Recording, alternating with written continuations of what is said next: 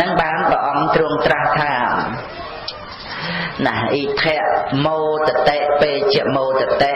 កតបញ្ញោឧបយតមោតតេណាសោមោតតេសោបមោតតេទិស្វាកម្មវិសុទ្ធិមត្តណោអ្នកដែលធ្វើបន់ហើយរមែងរីករាយក្នុងលោកទាំងពីរចឹងគឺរីករាយទាំងក្នុងលោកនេះដោយនឹករលឹកថាបន់អញបានធ្វើហើយចឹងណានៅពេលដែលយើងជានាមានកម្លាំងមានអីអញ្ចឹងហ្នឹងយើងវាច្រើនអ៊ូអទៅដោយអ្វីផ្សេងទៀតដែលយើងរីករាយសប្បាយយើងត្រូវពឹងពាក់បានណាតែដល់ពេលយើងឈឺចិត្តស្លាប់បានយើងដឹងថាអត់មាននរណាជួយយើងបានទេញាតិនៅជុំវិញភរិយាក៏ដោយស្វាមីក៏ដោយកូនក៏ដោយមេដាបិតាដែលជាទីពឹងស្រឡាញ់យើងចង់ជួយយើងប៉ុណ្ណាក៏ដោយក្នុងពេលហ្នឹងគាត់អត់សមត្ថភាពដើម្បីជួយយើងឲ្យរស់នៅជាមួយគាត់ឬក៏ថានឹងជូនដំណើរយើងទេពេលហ្នឹងបានយើងនឹកដល់អំពើល្អដែលយើងធ្វើហ្នឹងគឺមានតែអំពើល្អហ្នឹងប្រកាសឡើងហើយបើយើងអត់បានធ្វើទេយើងអត់មានស្អីឲ្យជាទីពឹងក្នុងចិត្តព្រោះពេលហ្នឹងត្រូវតក់ស្លុតណាស់ព្រោះសត្វលោកយើងតក់ស្លុតចំពោះសេចក្តីស្លាប់ទាំងដែលនៅមានកិលេសនៅមានឧបាទានហ្នឹងប៉ុន្តែទោះជាយ៉ាងណាក៏ដោយដល់ទៅយើងនឹកឃើញអំពើល្អដែលយើងបានធ្វើមកអញ្ចឹងវាធ្វើឲ្យកក់ក្ដៅក្នុងចិត្តថាមិនអីទេបងយើងមានណាជាទីពឹងអាហ្នឹងដែលធ្វើឲ្យយើងស្ងប់រងាប់ចិត្តបាននៅពេលដែលយើងចិត្តស្លាប់ហ្នឹងអាហ្នឹងដែលព្រះអង្គសម្ដែងថារមែងរីករាយទាំងក្នុងលោកនេះព្រោះអ្នកទិស្វាកម្មវិសុទ្ធិមត្តណោណាបានឃើញនៅអំពើដ៏ស្អាតស្អំអំពើដ៏បរិសុទ្ធរបស់ខ្លួនហ្នឹងហើយបើយើងបានពិចារណាដោយសមាធិស្ងប់រងាប់ទៅអាហ្នឹងយើងជ្រាបបានប៉ុន្តែបើយើងមិនបានអប់រំសេចក្តីស្ងប់មិនមានបញ្ញាទេយើងមិនតាន់ឃើញតម្លៃនៃបុណ្យកុសលនឹងប្រមាណទេចឹងព្រោះយើងនៅរីករាយនឹងទ្រព្យសម្បត្តិញាតិមិត្តសន្តានបងប្អូនលៀបយោអីសម្បើមអ៊ូអដល់ទៅទីបំផុតពេលចិត្តស្លាប់ដែលយើងឃើញថាអ្វីទាំងអស់នឹងលែងជួយយើងបានយើងឃើញមានតែបុណ្យនឹងឯងចឹងដែលជាពន្លឺរស្មីដែលជាទីពឹងជាទីតោងរបស់យើងចឹងទោះជាម្ដេចម្ដាយយើងត្រៀមឲ្យហើយព្រោះយើងនឹងត្រូវពឹងរបស់នឹងណាយើងត្រៀមគឺអត់មានចាំតលតែជាតិមុខទេចឹងគឺជាតិនឹងតែហ្មងនៅពេលដែលយើងលេងពឹងអីបានលើកដៃលើកជើងក៏លេងរួចទៅហើយខ្លួនឯងនឹងនិយាយក៏លេងចេញហើយពេលហ្នឹងមានតែផ្លូវចិត្តទេដែលធ្វើការមួយហើយធ្វើអីតទៅទៀតក៏មិនបានដែរមានតែសើរើរឿងដែលធ្វើរួចហើយប៉ុណ្ណឹងឯងចឹងបានថាយើងណាចិត្តត្រេកអរជ្រះថ្លាណានៅក្នុងពិធីបុណ្យបានកសាងនៅសេនាសនៈទានហើយមានការបំពេញបុណ្យកុសលនេះណាចែកជូនទេយធម៌ដល់ញាតិញោមហើយគាត់ក៏ជាអ្នកស្ដាប់ធម៌មកច្រើនមានសទ្ធាមានសិលមានសមាធិដល់បរតនត្រ័យអញ្ចឹងរឹងរិតតែឲ្យទានរបស់យើងនឹងបានល្អទៅទៀតចឹងណានៅក្នុងសេចក្តីនេះព្រះដ៏មានពុទ្ធព្រះអង្គទ្រង់ណែនាំណាយើងមើលទាំងដូចព្រះអង្គទ្រង់សម្ដែងធម៌សង្គ្រោះភរិយាសង្គ្រោះស្វាមី5ប្រការស្វាមីក៏សង្គ្រោះមេត្តាករុណាដល់ភរិយានឹងដោយគុណធម៌ស្ម័គ្រស្មោះ5ប្រការអញ្ចឹងទៅកូនត្រូវមានការគោរពមេដាបិតាក៏ប្រព្រឹត្តធម៌សង្គ្រោះច្រើនណាស់មិត្តភក្តិអីនឹងមានការសង្គ្រោះនេះគឺព្រះអង្គទ្រង់ប្រទានទាំងនៅការសាបព្រោះបណ្ដោះបណ្ដាលគុណធម៌ក្នុងចិត្តសន្តានឲ្យមនុស្សយើងនឹងឯងចេះសាងសេចក្តីល្អក្នុងខ្លួនបើមនុស្សយើងមិនចេះស្រឡាញ់សេចក្តីល្អក្នុងខ្លួនហើយនឹងមិនដឹងជាថាទៅចេះស្រឡាញ់សេចក្តីល្អរបស់អ្នកដទៃយ៉ាងម៉េចទេចឹងបានថាជាកតញ្ញូជាសេចក្តីថ្លៃថ្នូររបស់មនុស្សយើងគឺមនុស្សយើងមានគុណធម៌មានសេចក្តីល្អក្នុងខ្លួនប្រចាំចិត្តប្រចាំជីវិតនឹងឯងឧទាហរណ៍ថាដូចយើងនិយាយអីសន្យាអីចឹងទៅយើងចេះគោរពពាក្យសម្ដីយើងឃើញទេអានេះឯងដែលឈ្មោះថាយើងចេះថែរក្សាសេចក្តីល្អទុកក្នុងខ្លួនយើងនេះខ្ញុំគ្រាន់តែឧទាហរណ៍អញ្ចឹងទេណា កាលណាបើយើងសន្យាអីហើយណាគឺយើងត្រូវធ្វើតាមពាក្យសន្យានឹងឯងដូចជាវាយលាយដែលយើងត្រូវគោរពអញ្ចឹងណាកុំចេះតែខុសពាក្យសន្យានឹងងាយបើយើងដឹងថាលំបាកធ្វើតាមថ្ងៃក្រោយទៅគឺយើងកុំចេះតែសន្យាណាចេះតែសន្យាដោយថាមិនទៀងអីអញ្ចឹងទៅណាមិនតាន់ប្រកបវិជាអីអញ្ចឹងទៅហ្នឹងតែបើបានជាសន្យាហើយគឺត្រូវប្រឹងប្រែងតែបើព្រះបរមពុរិស័ទវិញសូម្បីតែត្រូវបាត់បង់ជីវិតក៏ត្រូវគោរពពាក្យសន្យាដែរព្រះអង្គប្រពទៅលើការដែលព្រះអង្គទ្រង់ប្រោសអង្គុលីមេលដែលព្រះអង្គសម្ដែងថាតថាគតធ្លាប់ជួយអង្គុលីមេលតាំងពីជាតិមុនអង្គុលីមេលនឹងជាស្ដេចបរិស័ទជាប់ជំពាក់នឹងការសោយសាច់មនុស្សរហូតដល់ទៅចោលព្រះនគរដោយសារញៀននឹងសាច់មនុស្សហ្នឹងមុនដំបូងហ្នឹងពេលដែលចុងភៅហ្នឹងត្រៀមសាច់ទុកដាក់ព្រោះដល់ពេលថ្ងៃឧបោសថសិលគឺក្នុងថ្ងៃហ្នឹងគឺគេអត់មានលក់សាច់ទេដល់អញ្ចឹងចុងភៅតែងតែត្រៀមសាច់ទុកហើយទទួលពេលហ្នឹងសំណក់វាមិននាំសាច់ហ្នឹងទៅវាអត់មានស្អីថ្វាយព្រះរាជាណភ័យក្រែងលោកព្រះរាជាយកទោសមកពីចុងភៅហ្នឹងឯងទៅគេថាដល់ភ័យអញ្ចឹងទៅព្រៃខ្មោចទៅយកសត្វមនុស្សដែលគេទឹកយកទៅចោលហ្នឹងឯងមើលសត្វណាល្អហ្នឹងយកមកធ្វើកិយាថ្វាយព្រះរាជាហ្នឹងព្រះរាជាសោយលើកហ្នឹងគឺឆ្ងាញ់ហ្មងឆ្ងាញ់ចឹងដេញដោលសាកសួរចុងភើមិនហ៊ានលាក់ដល់ទៅទូលថ្វាយព្រះរាជាទៅតែស្អែកយកអានឹងមកទៀតណាដល់អញ្ចឹងទៅចិត្តទៅរហូតដល់ទៅរយណាមិនបាននឹងសម្រាប់អ្នកទោសទៀតហូតរੂអ្នកទោសអត់មានទៀតយកប្រាក់កហបណៈទៅទុកផ្លូវបែកជា3ផ្លូវបែកជា4អ្នកណាទៅយកណាចាប់ចោតប្រកាន់ថាជាចោលសម្លាប់ទៀតទៅណារហូតដល់ប៉ុណ្ណឹងរហូតដល់ទៅអត់មានអ្នកណាហ៊ានធ្វើចោលអត់មានអ្នកណាធ្វើអីរੂអ្នកណាមិនបានរវល់ចុងភៅចេញទៅព្រៃហ្មងចឹងញៀនដល់ប៉ុណ្ណឹងណាអាហ្នឹងអតីតរបស់អង្គុលីមេលចឹងណាចាប់មនុស្សហ្មងចឹងចាប់មនុស្សរហូតដល់ទៅចាប់មនុស្សអត់បាន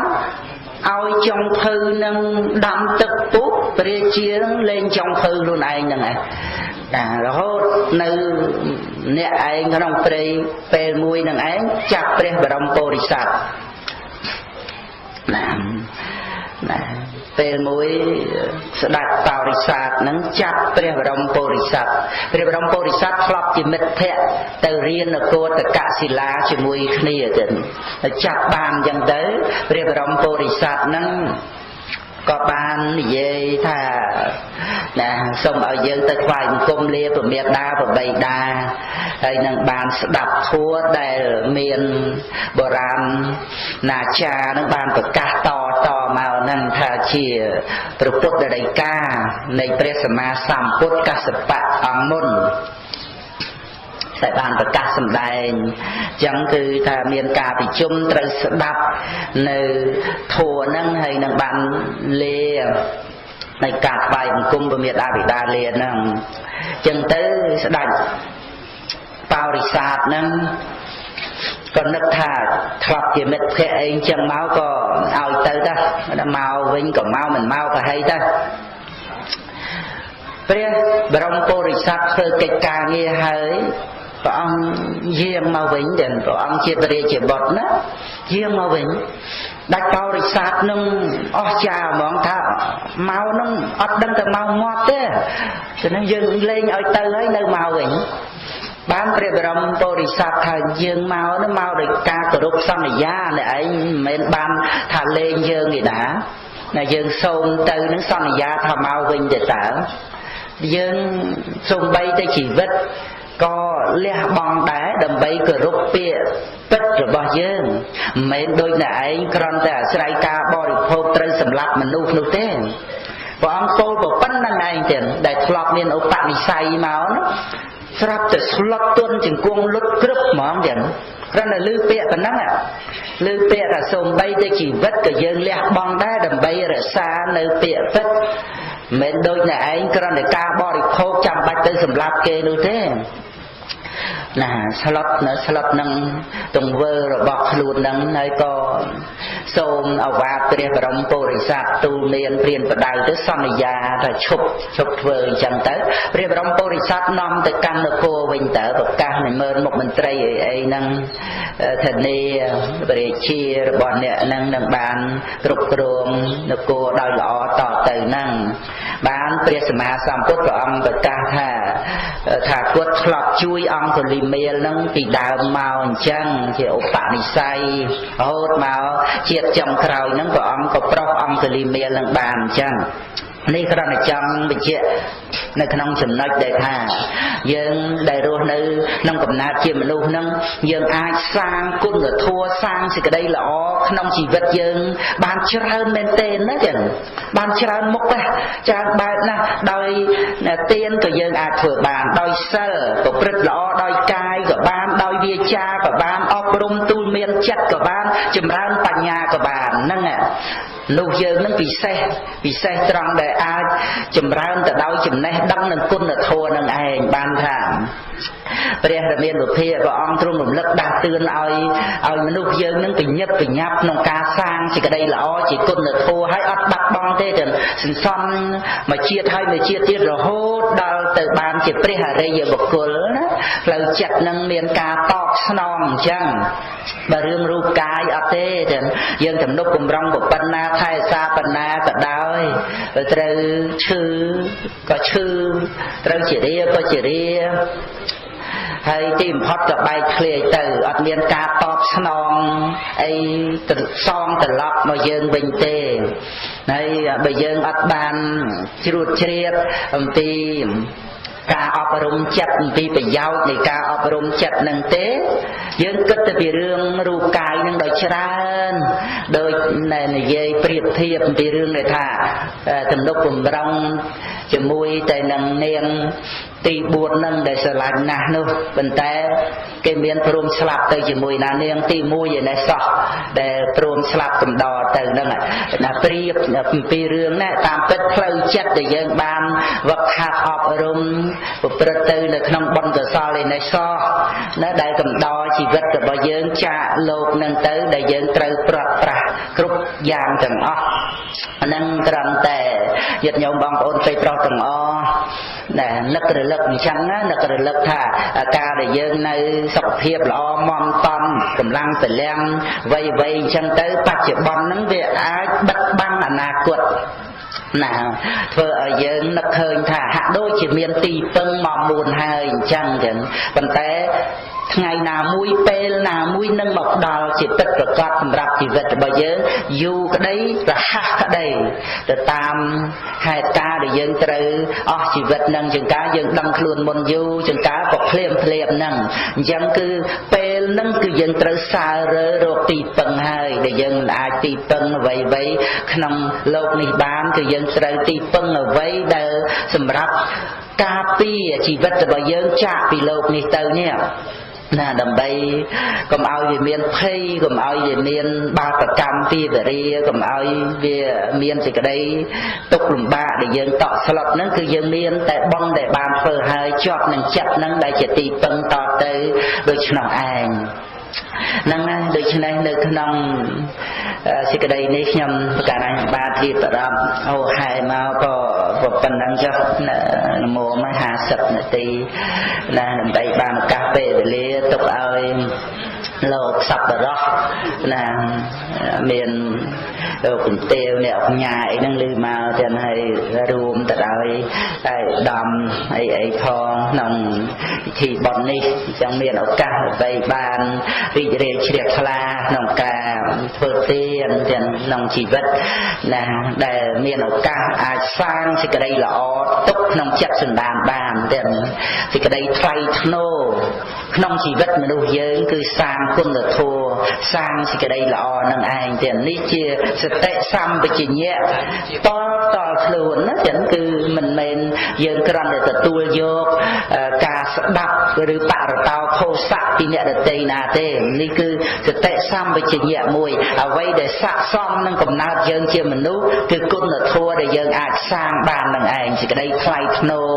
សម្រាប់ជីវិតរបស់យើងនឹងគឺអំពើល្អដែលយើងបានធ្វើតែប៉ុណ្ណោះមិនមែនជារឿងអ្វីដទៃទៅនោះឡើយចឹងសូមទុកដាក់ប្រាក់មួយជាពធទេសនាចូលរួមក្នុងពិធីបុណ្យនេះប៉ុន្តែមាន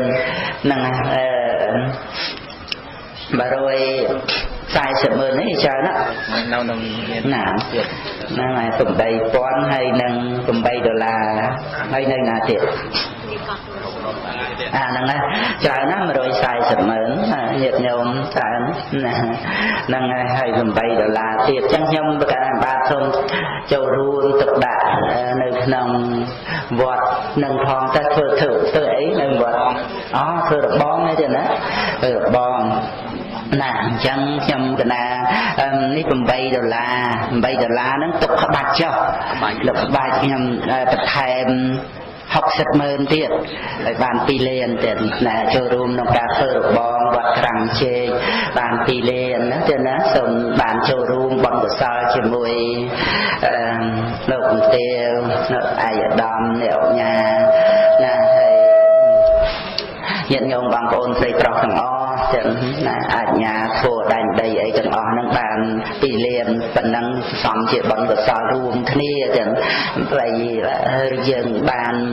ជាដើមទុនបានក្នុងកំណើតជាមនុស្សដូច្នេះហើយនឹងខំ